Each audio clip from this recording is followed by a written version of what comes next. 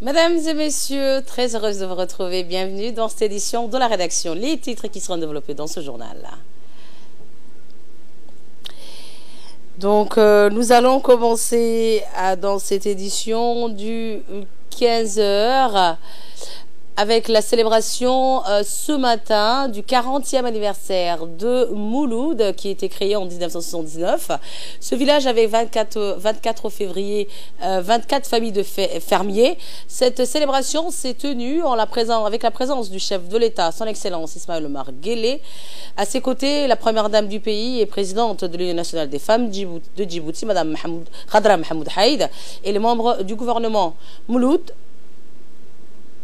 est aujourd'hui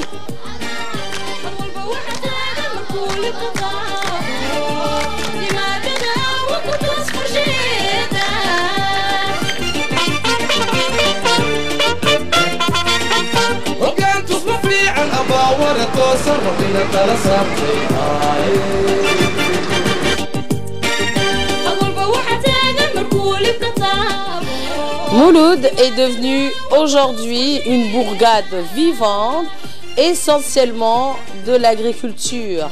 À cette occasion, une grande cérémonie présidée par le chef de l'État, son Excellence Ismaïl Omar Guelleh, s'est tenue aujourd'hui dans cette localité de Mouloud, de cette région de l'unité, de la région de Dikil, en présence de la première dame du pays et présidente de l'UNFD, Mme Khadra Mohamed Haïd, et des membres du gouvernement.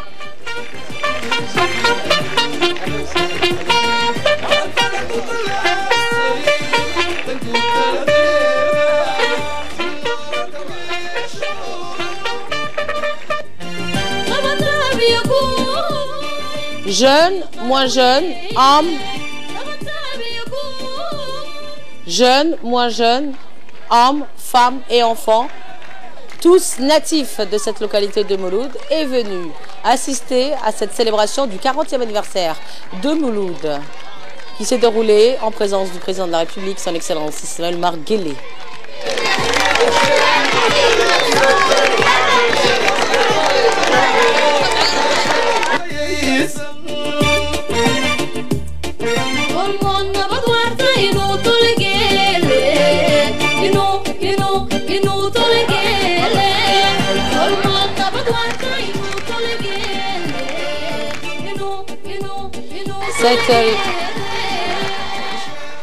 Cette localité de Mouloud vivait et vivent aujourd'hui même de l'agriculture. Vous aurez plus de détails sur cette grande cérémonie qui a été organisée par des natifs de cette localité en présence du chef de l'État et à ses côtés la première dame du pays, Mme Khadra Mohamed Haïd, mais également de membres du gouvernement dans nos prochaines éditions.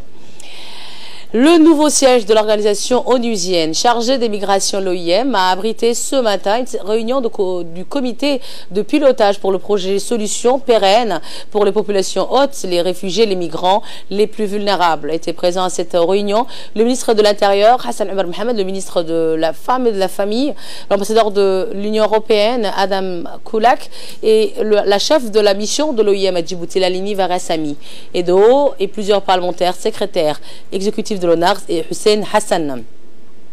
Le ministre de l'Intérieur, M. Hassan Omar Mohamed, co-président du comité de pilotage du projet Solutions pour les populations hautes, les réfugiés, les migrants les plus vulnérables, a prononcé un discours dans lequel il a expliqué que la population de notre pays a toujours accueilli les réfugiés, mais aussi ces derniers temps des migrants vulnérables dont elle accueille comme ses propres enfants. Je propose de l'écouter.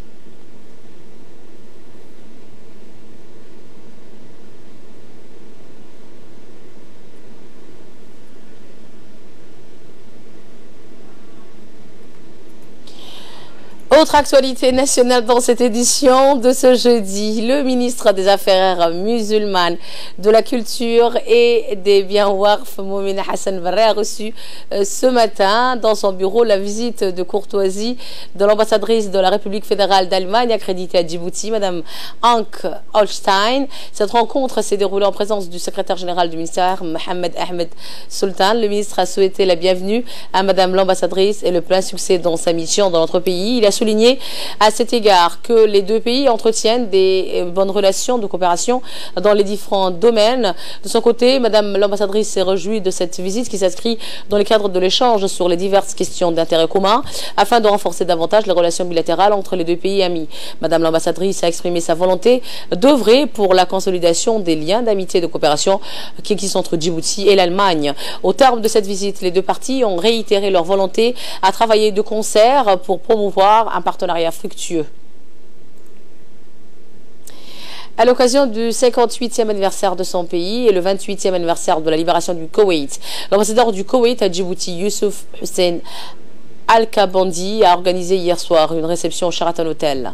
Un parterre d'officiels djiboutiens dont le président de l'Assemblée nationale, Mohamed Ali Hamad, le ministre de l'Habitat, Moussa Mohamed Ahmed, des parlementaires plutôt, et des personnalités civiles et militaires ont honoré de leur présence à cette belle réception.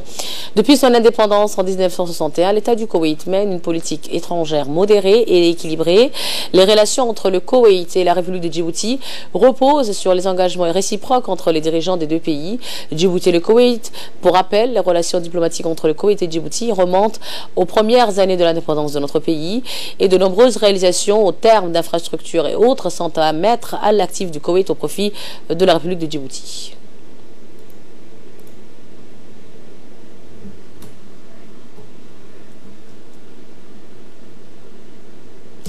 Lors de la cérémonie, l'ambassadeur du Koweït à Djibouti, Youssouf Hussein Al-Kabandi, a prononcé une longue allocution dans laquelle il a insisté sur les points marquants des relations d'amitié et de coopération qui existent entre ces deux pays. Le diplomate koweïtien a par ailleurs passé en revue les progrès accomplis par son pays cette dernière décennie sous la direction de l'émir Sabah Al-Ahmed Al-Jabri Al-Sabah et son gouvernement dans le domaine économique et les services publics. Depuis son indépendance en 1961, l'État du Koweït mène une politique étrangère modérée et équilibrée dans l'ouverture, la communication et la construction affirmée. L'ambassadeur du Koweït à Djibouti, Youssouf Hussein Al-Kabandi, a par ailleurs tenu à saluer le leadership du président Guelleh et de l'émir de l'État du Koweït. Autre actualité nationale dans cette édition du 15h, c'est une réunion de concertation sur les contextes nationaux ainsi que le plan d'action de l'Agence nationale des personnes handicapées qui s'est tenue ce matin entre le directeur de l'Agence des personnes handicapées et le directeur de l'Institut national des formations sanitaires et sociales de la région Rhône-Alpes-Auvergne en France, qui était accompagné de ses collaborateurs. Le directeur général de l'ANPH, M. Doual Saïd Mahmoud, a souhaité un accueil chaleureux et courtois à l'ensemble de la délégation de l'Institut régional de formation sanitaire et sociale. Le directeur de l'Institut régional de formation sanitaire et sociale de la région Rhône-Alpes-Auvergne en France s'est imprégné du travail qu'accomplit cette direction pour les personnes handicapées. Il a rassuré que l'Institut régional de formation sanitaire et sociale était prêt à collaborer avec l'ANPH sur tous ces projets et initiatives fructueuses qui sont destinés aux personnes à besoins spéciaux à Djibouti. Vous aurez les images de cette information dans nos prochaines éditions. Actualité internationale maintenant, c'est l'Union africaine. L'Union africaine peut devenir aussi forte que l'Union européenne. C'est ce qu'a donc affirmé, annoncé le président sortant de l'Union africaine, le président du Rwanda, Paul Kagame, dans une interview qu'il a donnée incessamment.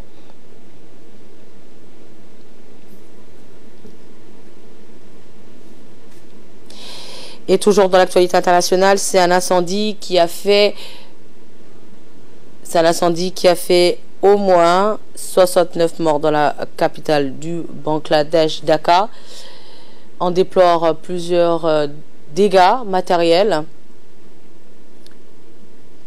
Donc cet incendie a été donc maîtrisé par les pompiers